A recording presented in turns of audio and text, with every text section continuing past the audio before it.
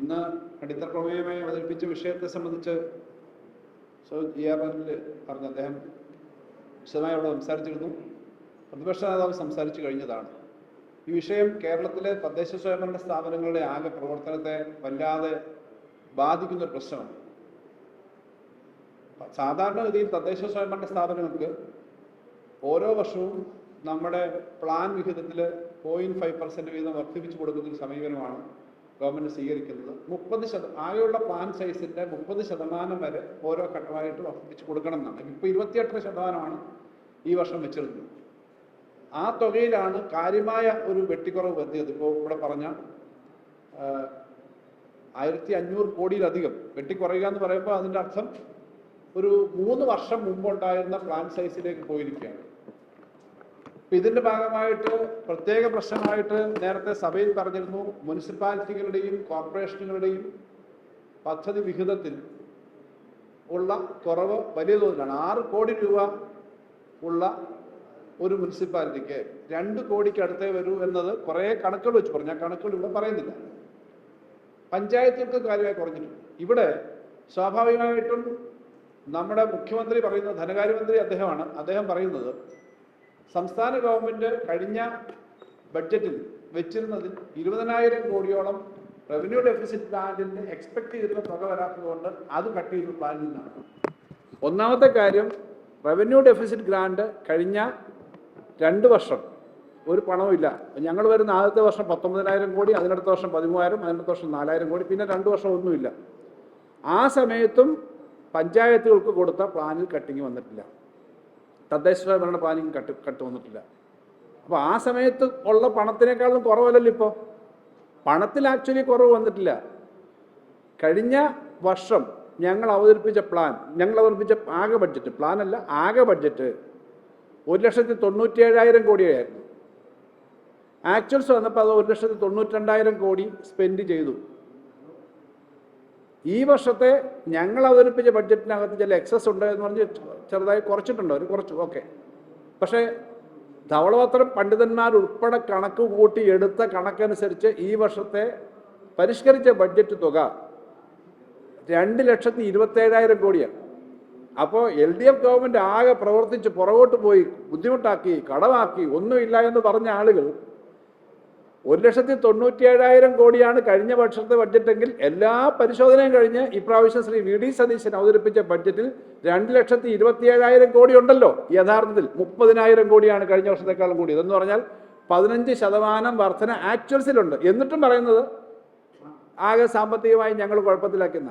ഇപ്പോൾ നിങ്ങൾ നോക്കിയാൽ മതി, ഇന്നത്തെ ലേറ്റസ്റ്റ് റിപ്പോർട്ട് GSTയുടെ വന്നത് കഴിഞ്ഞ 2 മാസത്തെ വന്നത് കേരളത്തിൽ റെക്കോർഡ് വരുമാനമാണ്. ഈ റെക്കോർഡ് വരുമാനം ഈ ഗവൺമെൻറ് ഭരണം തുടങ്ങിയിട്ടല്ലേ ഉള്ളൂ. ഇതുവരെ ഡിപ്പാർട്ട്മെൻ്റ് ഒന്നും കൃത്യമായിട്ട് എഫക്റ്റീവായിട്ടില്ലല്ലോ. എന്നിട്ട് എങ്ങനെ GST വരുമാനം അത്രയും വർദ്ധിച്ചത്?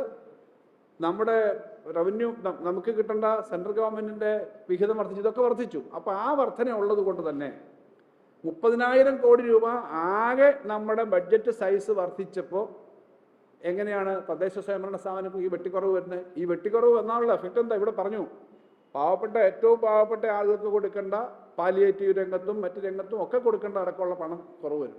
അപ്പോൾ ഈ പണം ഇല്ലാത്തതല്ല പ്രശ്നം, ഏറ്റവും വലിയൊരു കോൺസെൻട്രേഷൻ, എല്ലാ അധികാരവും കൂടി ഒരാളിലേക്ക് കേന്ദ്രീകരിക്കുന്നതിൻ്റെ പ്രശ്നമാണ് വകുപ്പുകൾ അനുഭവിക്കാൻ പോകുന്നത്. ഇന്നിപ്പോൾ 102 പേര് കൈയടിക്കുന്നുണ്ടായിരുന്നു അവിടെ ഇരുന്നിട്ട്. പക്ഷേ ഞങ്ങൾ 3 പേര് കഴിഞ്ഞ മന്ത്രിസഭ അംഗങ്ങളായിരുന്നവരാണ്. മന്ത്രിസഭയിൽ തന്നെ ഉണ്ടായിരുന്ന അംഗങ്ങളുടെ കൂടെയുള്ള പാർട്ടികളുടെ പ്രതിനിധികളാണല്ലോ ഇവിടെ ഇരിക്കുന്നത്, ശ്രീ പ്രവീൺ അടക്കം. സാധാരണ ഈ പ്ലാൻ എങ്ങനെയാണ് ചെയ്യുന്നത്?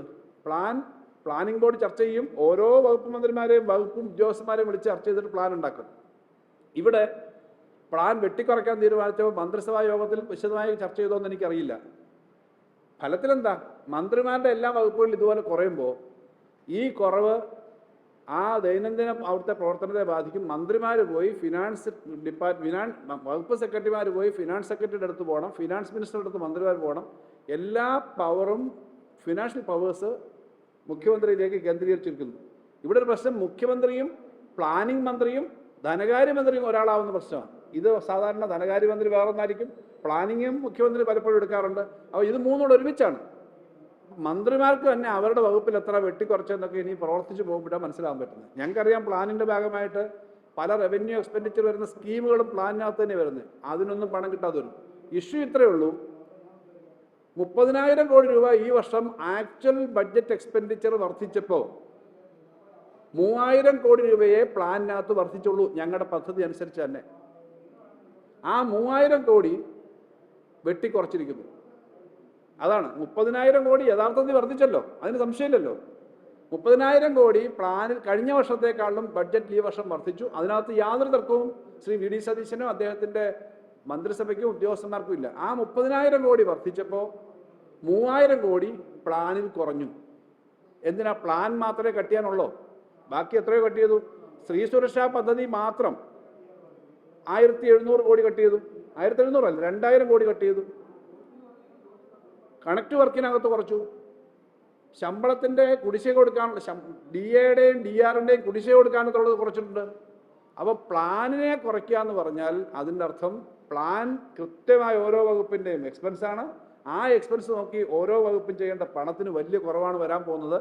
മന്ത്രിമാർ കൂട്ടുത്തരവാദിത്തത്തോടുകൂടി ഈ കാര്യങ്ങൾ ചെയ്യുന്നോ ഇല്ലയോ എന്നുള്ളത് അവരാണ് പറയേണ്ടത്. എന്തായാലും കൂട്ടുത്തരവാദിത്തം വേണ്ടത്ര ഉണ്ടായിരുന്നെങ്കിൽ മദ്യനയത്തിൽ ഉൾപ്പെടെ ചർച്ച ചെയ്തില്ല എന്നുള്ള പ്രശ്നം വരില്ല. അതിനേക്കാളും വലിയ അപകടമാണ് ഈ പ്ലാനിൻ്റെ കാര്യത്തിൽ കാണിച്ചിരിക്കുന്നത്. ഇത്രയധികം പണം വർദ്ധിച്ച ഒരു സാഹചര്യത്തിൽ ഞാൻ വീണ്ടും ആവർത്തിച്ച് പറയുകയാണ്, 1,97,000 കോടി ഉണ്ടായിരുന്ന കഴിഞ്ഞ വർഷത്തെ ബഡ്ജറ്റ് സൈസിൽ നിന്നും ഞങ്ങൾ അവതരിപ്പിച്ച ബഡ്ജറ്റിനകത്ത് കുറച്ച് പണം അവർക്ക് ചെലവ് അതിനകത്ത് കുറച്ചിട്ട് പോലും 2,27,000 കോടിയാണ് ധവളപത്ര വിദഗ്ധന്മാരുടെ ഉൾപ്പെടെ പരിശോധനയും കണക്കും കഴിഞ്ഞ് വച്ചിരിക്കുന്നത്.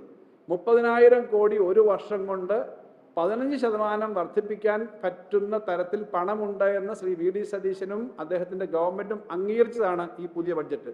അങ്ങനെ വെച്ചിട്ടും അതിനകത്ത് ഏറ്റവും സാധാരണ തദ്ദേശ സ്വയംഭരണ സ്ഥാപനങ്ങളുടെ പണം കൊടുക്കുന്നില്ല. ഇതിന് കൂടെ ഗുരുതരമായ പ്രശ്നമാണ് സ്പിൽ ഓവർ എന്ന നിലയിൽ കഴിഞ്ഞ വർഷം വെച്ചിരുന്ന പണം കൊടുക്കാത്തത്. സ്പിൽ ഓവർ എന്തുകൊണ്ടാണ് കൊടുക്കുന്നത്? സാധാരണഗതിയിൽ ബഡ്ജറ്റ് മാർച്ച് മാസത്തിലാണ് നമ്മൾ പണം കൊടുക്കുക. മാർച്ച് മാസത്തിൽ ഒരു 15-ാം തീയതി കഴിഞ്ഞിട്ടൊക്കെയാണ് മൂന്നാം ഗഡു സാധാരണ കൊടുക്കുന്നത്. ബാക്കിയെല്ലാം കൊടുത്തു കഴിഞ്ഞാൽ കഴിഞ്ഞ വർഷങ്ങളിലൊക്കെ എങ്ങനെയാണ് അത് ചില സമയത്ത് ഏതെങ്കിലും ഒരു കാര്യം ചിലവാക്കി തീർക്കാൻ പറ്റിയില്ലെങ്കിൽ സ്പിൽ ഓവർ അനുവദിക്കും. ഇവിടെ ഇലക്ഷൻ കമ്മീഷനോട് ഞങ്ങൾ ചോദിക്കേണ്ടി വന്നു. ഉദ്യോഗസ്ഥന്മാർ തന്നെ പറഞ്ഞു. ഞാൻ ഉദ്യോഗസ്ഥന്മാരോട് സംസാരിക്കുമ്പോൾ ഇലക്ഷൻ്റെ നോട്ടിഫിക്കേഷൻ വന്ന ഉദ്യോഗസ്ഥന്മാർ സാധാരണ എന്താ പറയുന്നത്? ഇലക്ഷൻ കമ്മീഷനോട് ചോദിച്ചാലേ ചെയ്യാൻ പറ്റും. മന്ത്രിമാർക്കൊക്കെ ഞങ്ങളെല്ലാം മന്ത്രിമാരാണ്, ഞങ്ങളൊക്കെ ആ സമയത്ത് തീരുമാനിച്ചാൽ ഇലക്ഷൻ കമ്മീഷനോട് ചോദിച്ചിട്ട് അത്യാവശ്യ കാര്യങ്ങൾ ചെയ്യാൻ പറ്റൂ. ഇലക്ഷൻ കമ്മീഷനോട് ചോദിച്ചു. ഇലക്ഷൻ കമ്മീഷൻ ആ സമയത്ത് അനുവദിച്ചില്ല. പക്ഷേ ആ പണം ഉള്ളതുകൊണ്ടാണല്ലോ 6,300 കോടി രൂപ കാഷ് ബാലൻസ് ഉണ്ട് എന്ന് വന്നത്. ആ പണത്തിൽ നിന്ന് പണം കൊടുക്കേണ്ടതല്ലേ? ആളുകളെ തെറ്റിദ്ധരിപ്പിക്കാൻ നിരന്തരമായി നല്ല വാചക കസർത്തിൽ ആളുകളെ തെറ്റിദ്ധരിപ്പിക്കാൻ വേണ്ടി ഇത്തരം വേദികളെല്ലാം ഉപയോഗിക്കുകയാണ്. ഈ വസ്തുത കണക്കാണ്, പണമാണ്, അതുള്ളതാണ്, അത് കൃത്യമായി കൊടുക്കേണ്ടതാണ്. തദ്ദേശ സ്വയംഭരണ സ്ഥാപനങ്ങൾ മഹാഭൂരിപക്ഷവും ഇടതുപക്ഷത്തിൻ്റെ മാത്രമൊന്നുമല്ല, എല്ലാവരും ഉണ്ട്. ഞങ്ങൾക്കുള്ളതുപോലെ തന്നെ UDF ഉണ്ട്. UDF ഇപ്പോൾ കുറച്ച് കൂടുതലുണ്ട്. ഞാൻ പിന്നെ കണക്ക് പറഞ്ഞു, കുറച്ച് കൂടുതലുണ്ട്. UDF കുറച്ച് കൂടുതലുണ്ട്. അപ്പം മന്ത്രിമാർക്കും പണം കിട്ടാൻ പോകുന്നില്ല ഭാവിയിൽ. വേണമെങ്കിൽ അവിടെ ചെന്ന് ധനകാര്യ വകുപ്പിൻ്റെ അനുവാദം മേടിച്ചിട്ട് എടുക്കാൻ പറ്റുള്ളൂ. തദ്ദേശ സ്ഥാപനങ്ങളുടെ അവസ്ഥ ഇതാണ്. തദ്ദേശ സ്ഥാപനങ്ങളിലെ ഭാരവാഹികളൊരു കാര്യം മനസ്സിലാക്കണം. ആകെയുള്ള ബഡ്ജറ്റിൽ ഇത്രയും പണം വർദ്ധിച്ചിട്ടും തരാവുന്നത് തന്നില്ല. അതിന് കഴിഞ്ഞ ഗവൺമെൻറ്റിനെ എപ്പോഴും കുറ്റം പറയണ്ട. ഇപ്പോൾ എല്ലാ ദിവസവും കഴിഞ്ഞ ഗവൺമെൻറ്റിനെ കുറ്റം പറയുക, പ്രതിപക്ഷ നേതാവായിട്ട് തന്നെ മുഖ്യമന്ത്രി പ്രവർത്തിച്ചുകൊണ്ടിരിക്കുക. കാരണം ഞങ്ങൾ തന്നെ അധികാരത്തിൽ ഇരിക്കുന്നു, LDF അധികാരത്തിൽ ഇരിക്കുന്നു എന്ന തരത്തിലാണ് എല്ലാത്തിനും മറുപടി പറയുന്നത്. അപ്പം അതുകൊണ്ട് പ്രതിപക്ഷ നേതാവായിട്ട് അദ്ദേഹം ആക്ട് ചെയ്യുന്നതെന്ന് നിർത്തി മുഖ്യമന്ത്രിയായിട്ട് ആക്ട് ചെയ്യണം. ഈ പറഞ്ഞ കൃത്യമായ കാര്യങ്ങളെല്ലാം ചെയ്യാൻ വേണ്ടി തയ്യാറാകണം എന്നുള്ളത് പറയാൻ വേണ്ടിയിട്ടാണ് ഇന്ന് ഞങ്ങളിത് പറഞ്ഞത്.